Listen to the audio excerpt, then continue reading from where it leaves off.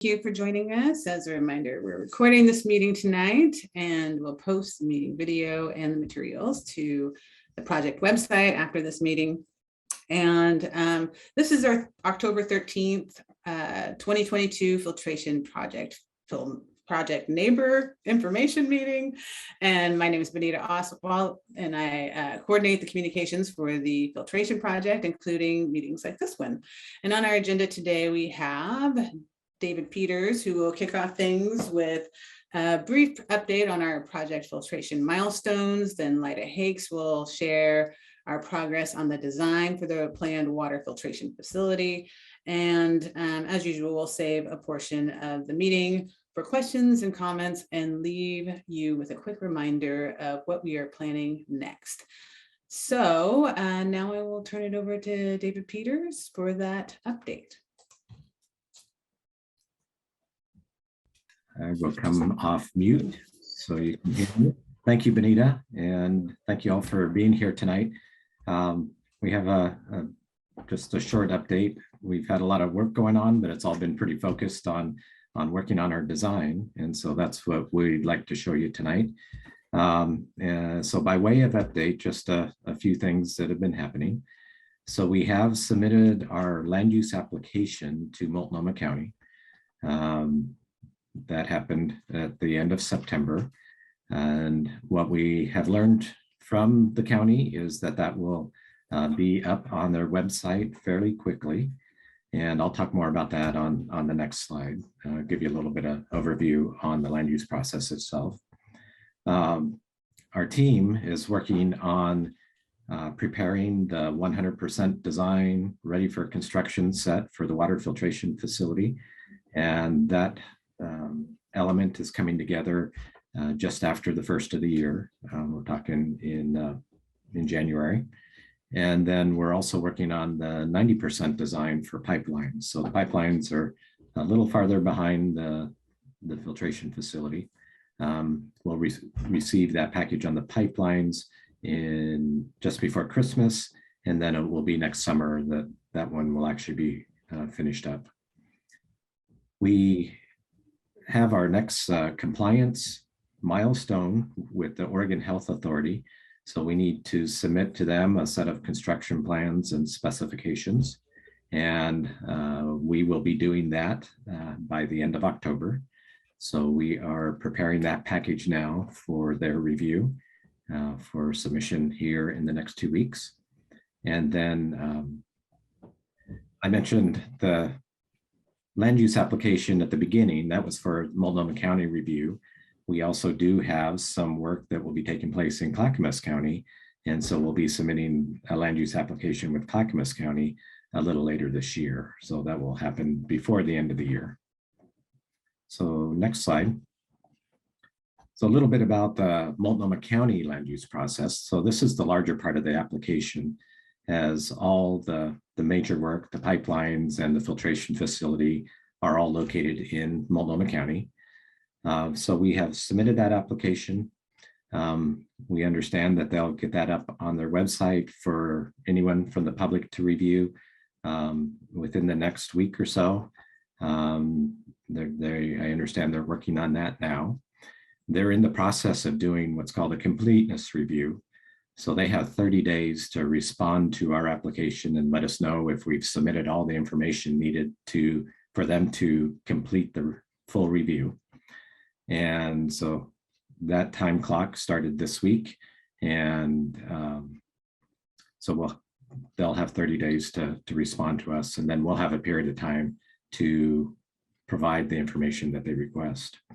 After that, then there's a 150-day application review period. So the county then has that time period to go through, evaluate the information we provided against the criteria for approval, and provide a staff report. After they're done with that part of it, there's a public hearing in front of a hearings officer, and then the county hearings officer will make a decision. So all of that will be happening. The completeness review will be happening throughout the rest of this year. And then the application review will spill over into the beginning of next year. This is a high-level overview. I'm not a land use expert, so this is just to give you a general idea of our understanding of what will happen. And there are details of how land use processes work online if you'd like to find out more information about that. But throughout this process, the county will be taking comments. So once it's posted, they'll post that with links on how you can participate and review and provide comment on our land use package. And they'll be taking that information certainly during the full 150-day application review process. So I encourage everyone to participate in going out and reviewing our application. It has the details of what we're proposing to do on our site, and hopefully the county will find that it's complete and ready for their review. So next slide. Also wanted to let you know that we continue activities out in the field. I know you see trucks and drill rigs and things like that out there fairly often. That will continue throughout October and November. We have some utility locates that we'll be doing. We have some shallow geotechnical borings that we're doing, a little more survey work and doing some tree surveys. The majority of this work is related to our pipelines and will be located in the public right-of-ways.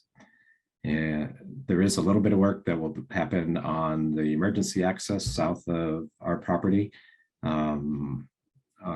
as we head down towards Bluff Road. But a majority of this work will be in public right-of-ways. And we post updates as that gets scheduled and planned on that web link there. And if you're not already on our email list, feel free to sign up for that, because we do send notices out when at the times we do plan to do the work. So maybe I'll pause. Well, maybe I'll pause there and see if there's any questions about that land use process or these upcoming activities before I allow Lida to take over and present an overview of the project.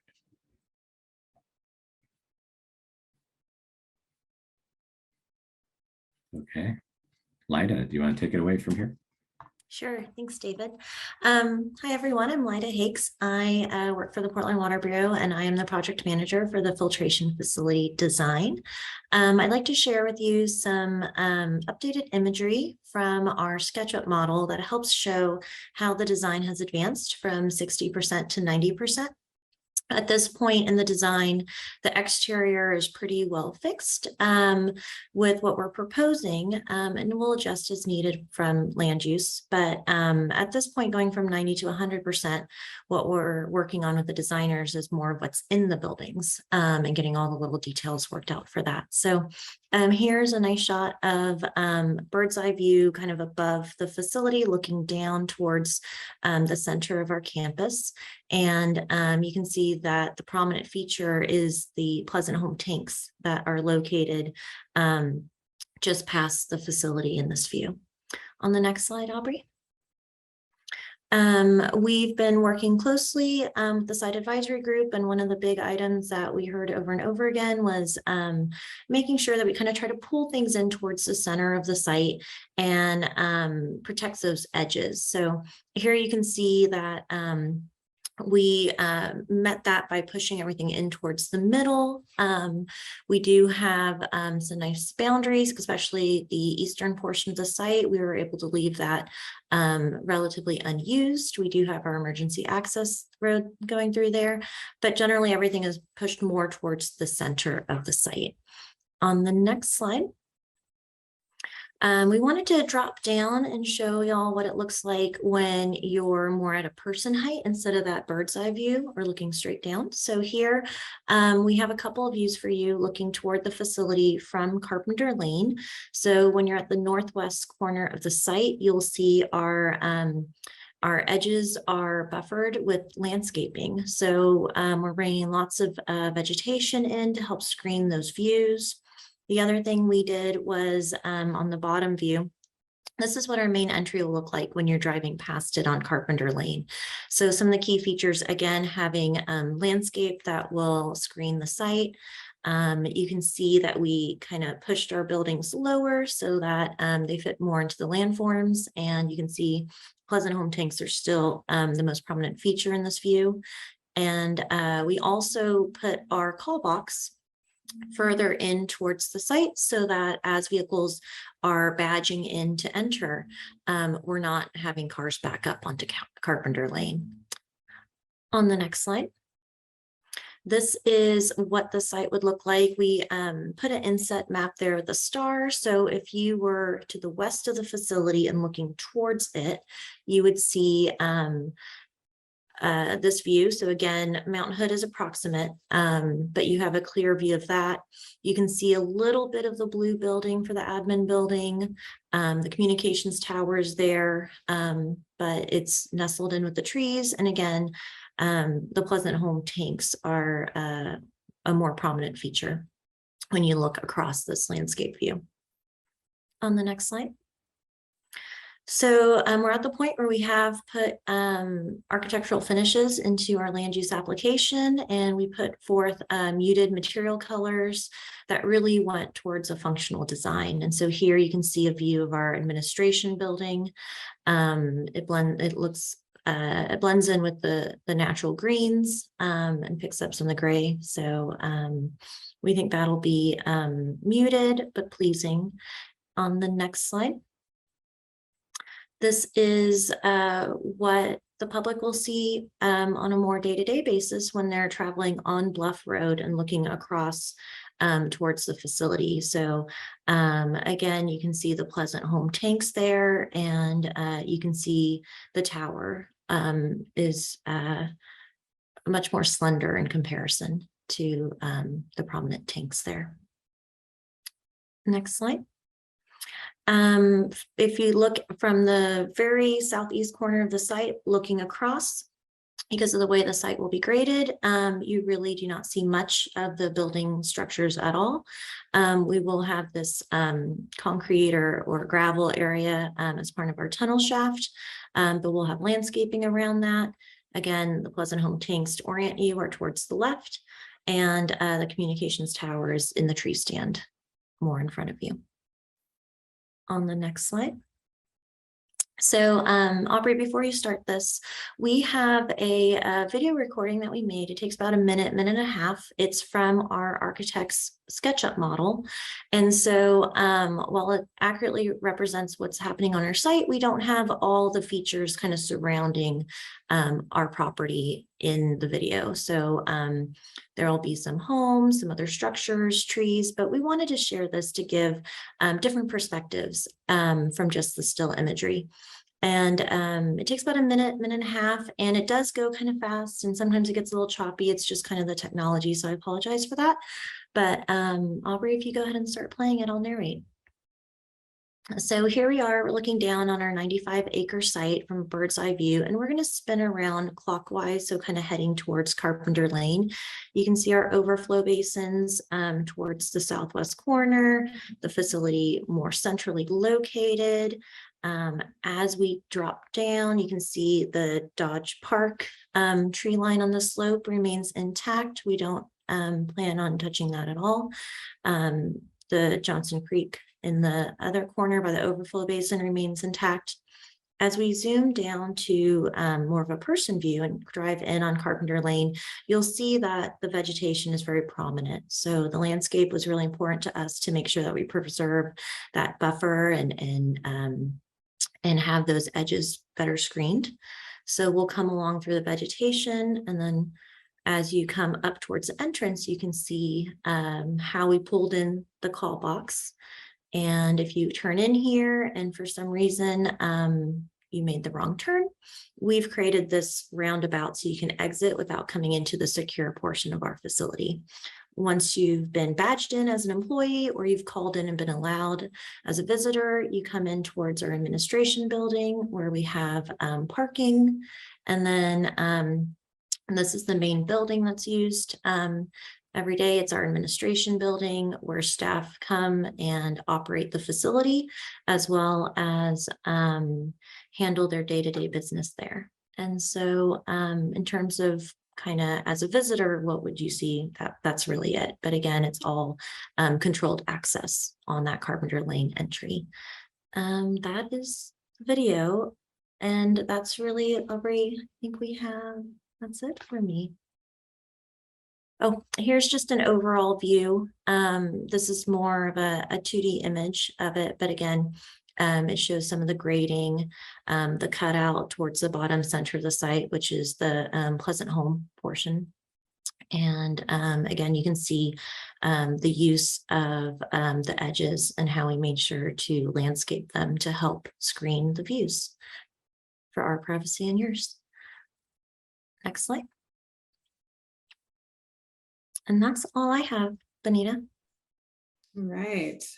So now we're at the questions and comments section. So if you have questions, you can raise your hand and through Zoom. So there's a reactions button at the bottom of your screen. You can use that, or you can turn on your camera and raise your hand that way, or you can use our chat feature, whatever works best for you. Any questions or comments, feedback? Jennifer Hart.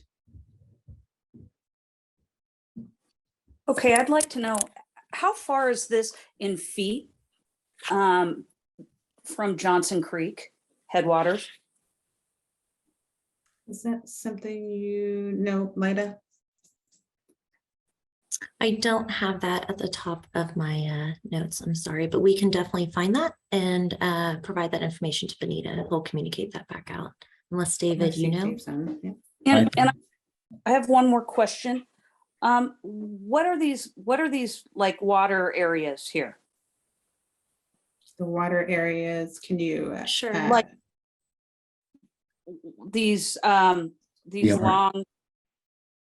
Those overflow basins that you. Yeah. So those are called our overflow basins. Those are there to, because we're a zero liquid discharge plant, that means all the water that comes on through our conduits needs to be treated on site. And so this allows us to move water from the process side into these basins and then reprocess it through the plant. So we call those our overflow basins, and they're associated with water treatment. In addition, we do have some basins that are stormwater ponds, and that is to handle the rain events that we have in this area. So two different kinds of basins, both collect water, but for very different purposes. Okay, so maybe to expand on that just a little bit. So the overflow basins are recycled back into the plant. None of that will go to Johnson Creek. So all of the operational water that we have from this facility will be processed at this facility and won't be discharged from the site. The stormwater will continue to go to Johnson Creek as it has in the past. So that system's been designed to capture the water, make sure it's treated before it flows naturally in the directions it has in the past.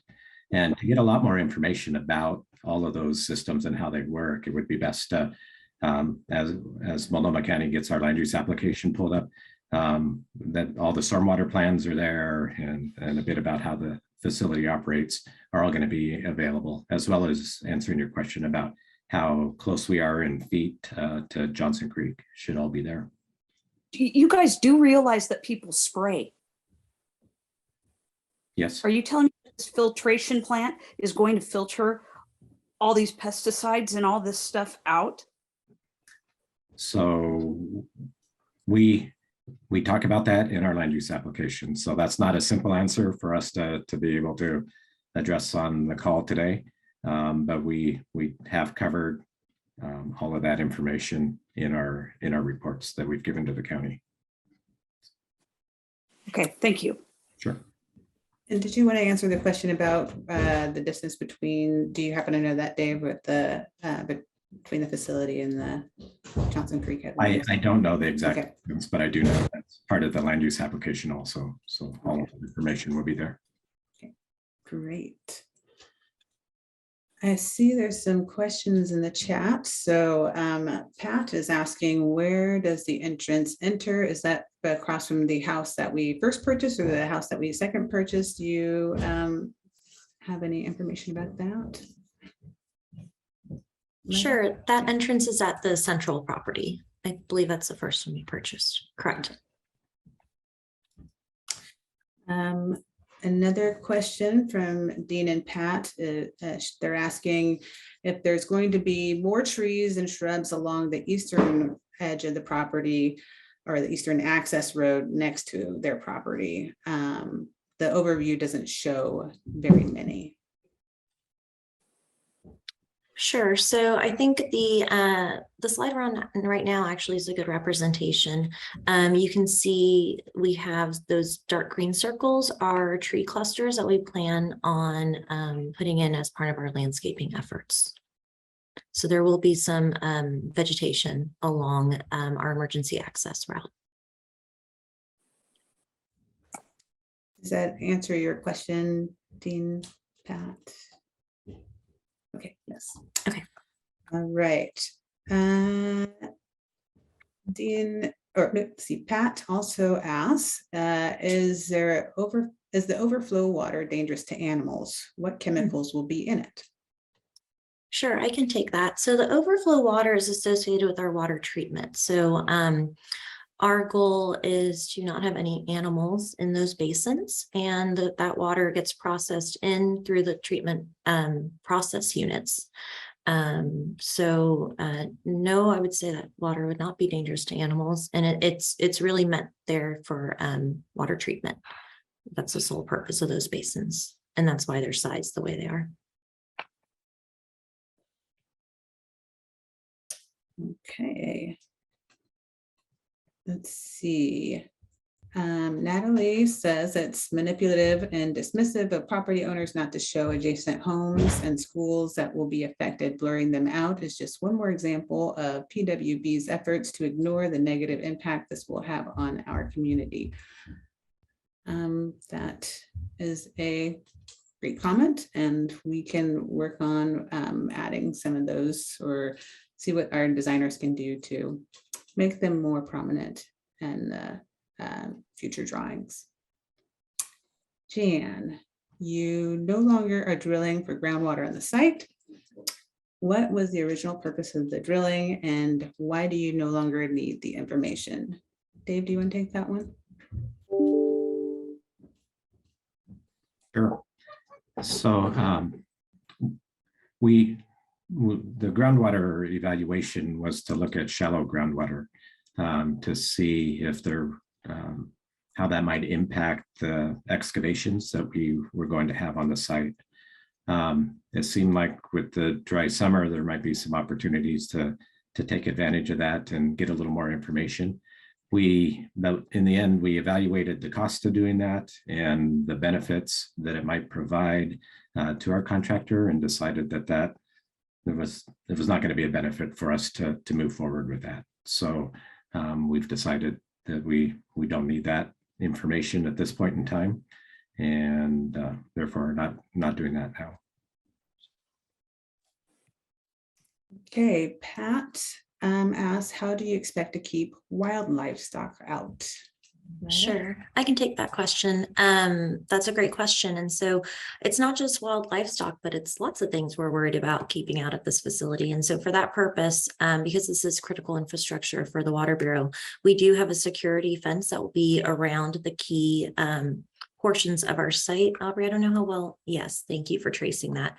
So this is fencing. It's in our landscape land use application. And the purpose of this is to protect our drinking water. And so this is an 8-foot fence. It's a 6-foot rigid wire is what we're proposing with a 2-foot no climb. We want to make sure anytime you have an open basin, we are very concerned about safety. And so we will have that area fenced. Thanks for that question. I'm sorry I didn't cover that earlier.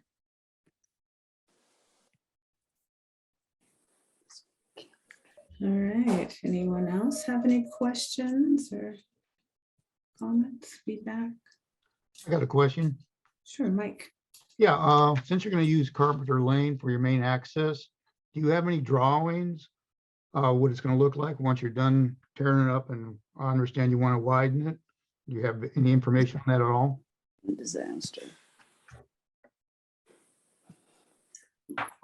Yeah, a great question. And those drawings are part of our land use application process also. That's one of the things that we have to get approval on as we're moving forward. So there's some information in that package that give you an idea of what we're doing there. It'll be widened within the existing right of way, but we do want to make that safer for the trucks turning in and out off of Carpenter onto Cottrell. So. Can I just skip for a second to Pat's question? And I see your question or comment, Jennifer, but I just want to, because I know that hers is related to this last question. And so Pat is asking, why aren't we seeing it? And we can, I mean, it's part of the land use application. We didn't actually add it to this presentation, but we can add it to the next meeting, but it's also in our land use application and it will be available to see there. Benita, Jennifer, yeah. thank you for clarifying that. I just want to state for the record that it seems very disingenuous for you not to include that in the presentation that you're giving to the local community, as it will directly impact all of us. I appreciate that feedback, and there's definitely we take a lot of consideration to what we put into these presentations, and we can certainly add that next time. We try to do our best with figuring out with what people want to see, but that was definitely an oversight, so we can make sure that we can provide that information for you. Jennifer says it is very concerning that PWB is putting this industrial plant in an area that has been sprayed for years with pesticides, herbicides, and fungicides. This is going to be a disaster. Okay, some feedback. Jan says, have you paid your land use application fee to the county? And yes, we have. That was finished yesterday. I know that the payment went through yesterday. So I know that they are starting to work on our project.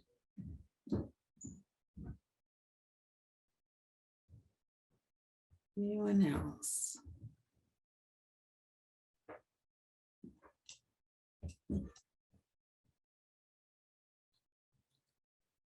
You can use the chat, or you can raise your hand using the reactions tool.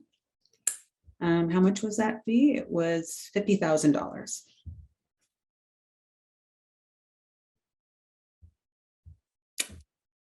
Anybody else?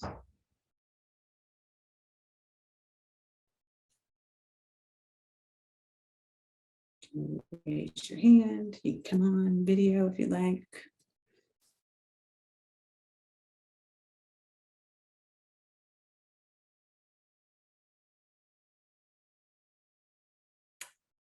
All right. Well, if there are no more questions or comments, we can end the meeting for tonight. And we have committed to having these informational meetings at least quarterly. And so that would put our next meeting at January 12th. So that will be next year.